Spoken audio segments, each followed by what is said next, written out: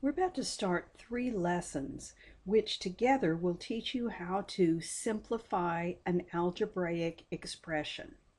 Simplifying an algebraic expression requires 2 different skills. One of them is what this lesson is about. It is combining like terms. Let's talk about what a term is first. If you have an algebraic expression, like x plus 3 or 3y squared plus negative 6y plus 4, those are expressions. Within the expressions, each add-in, this is an add-in, this is an add-in, this is, each of those is called a term. All right. A term that is just a number is called a constant term, or simply a constant. And that makes sense because it has a constant, never changing value. If I have plus 3, that's a constant term. If I have plus 4, that's a constant term. Terms that contain a variable, a letter, it's called a variable term. Right, a variable is something that varies. It depends on what you put in its place. So x is a variable term. 3y squared is a variable term. Negative 6y, a variable term. So there's 2 kinds of terms: variable terms, constant terms. The number factor of a variable term is called the numerical coefficient. Now these words are important for you to remember.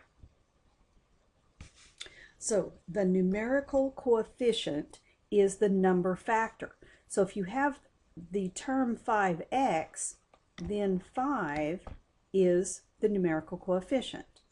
If you just have x, which means 1x, it has an understood or implied numerical coefficient of 1. 3y squared, 3 is the numerical coefficient. Negative 6y, negative 6 is the numerical coefficient.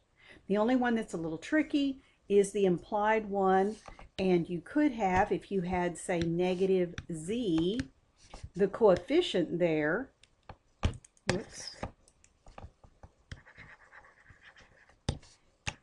is negative 1. There is an implied, invisible negative 1.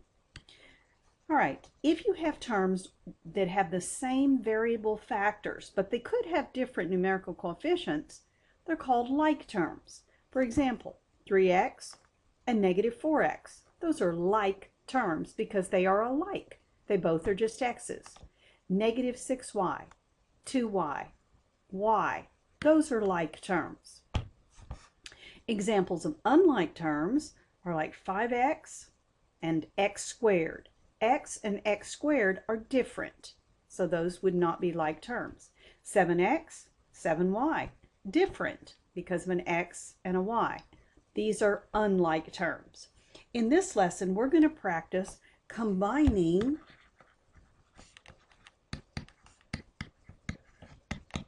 like terms.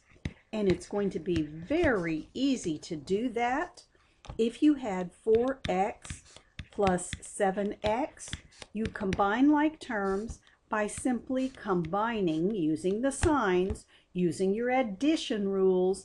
You combine the numerical coefficients, 4 plus 7 is 11, and you keep the variable.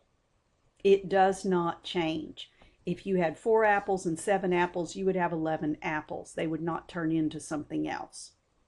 So that's what it's going to take to combine like terms. Now let's practice that.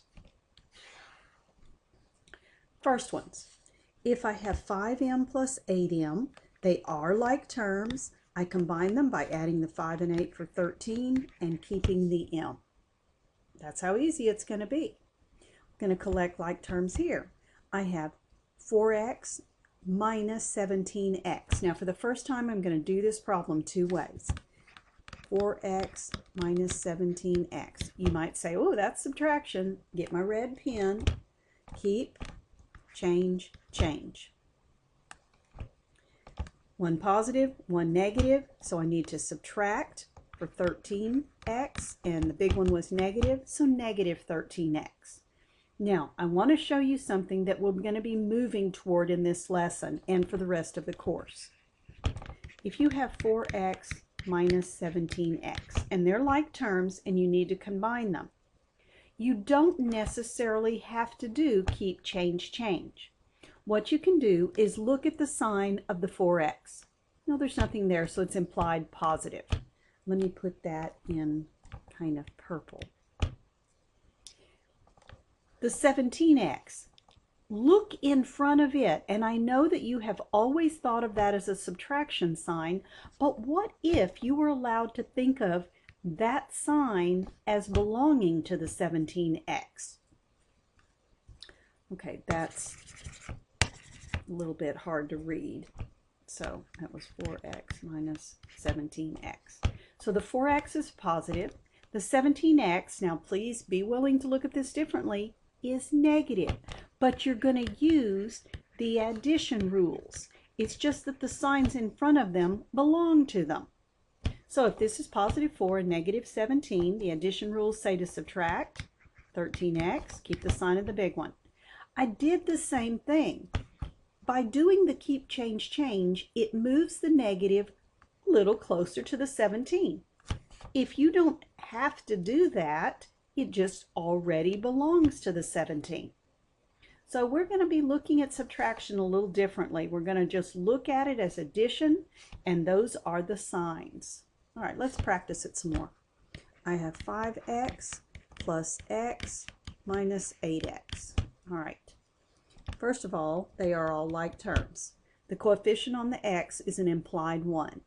So I'm going to add these two because they're both positive. So I have 6x minus 8x. I could do keep, change, change.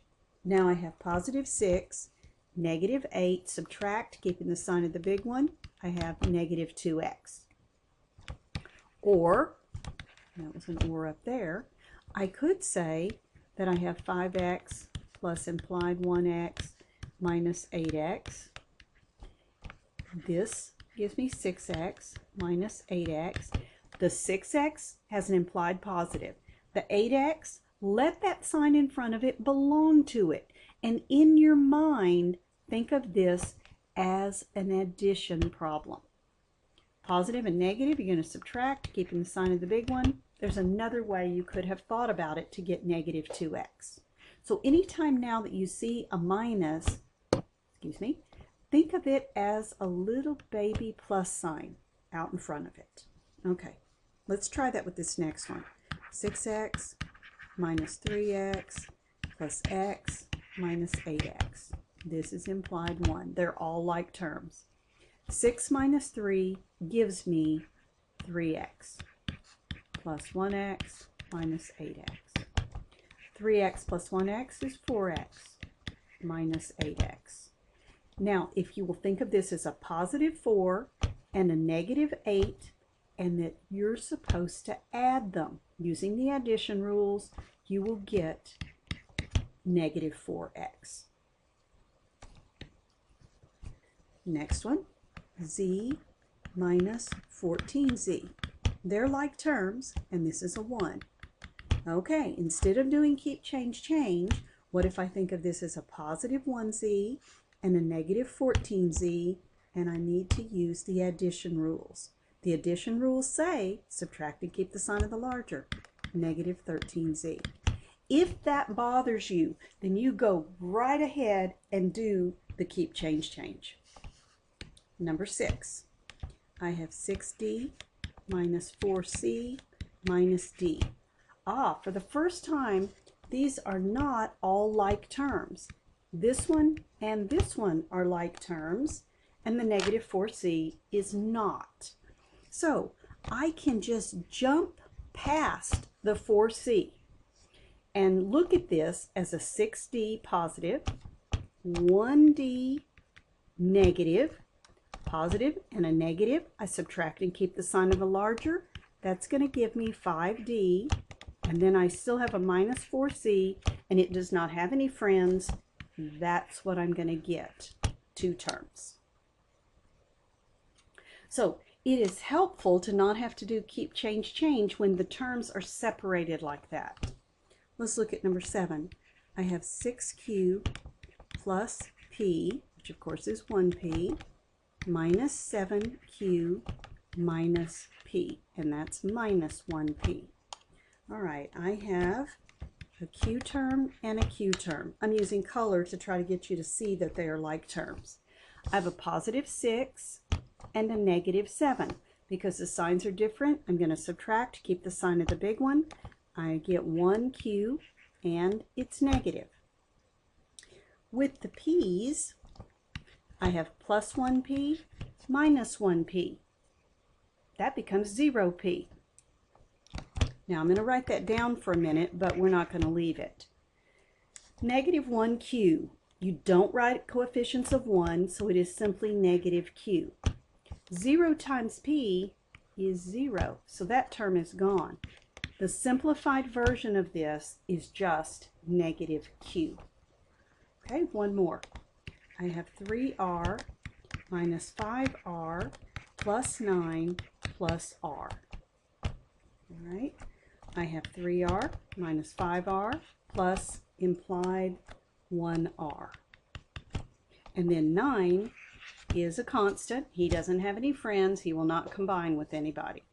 All right, positive 3 and negative 5. Using the addition rules, I'm going to subtract and keep the sign of the dominant. That's negative 2r. I still have plus 9. I still have plus 1r. Now I get to jump and look at these two, negative 2 and positive 1. Anytime their signs are different, you're going to subtract and keep the sign of the larger. So that's negative 1r plus 9.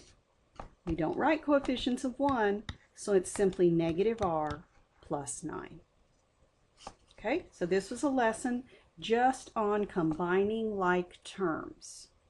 We'll do more in the next lesson.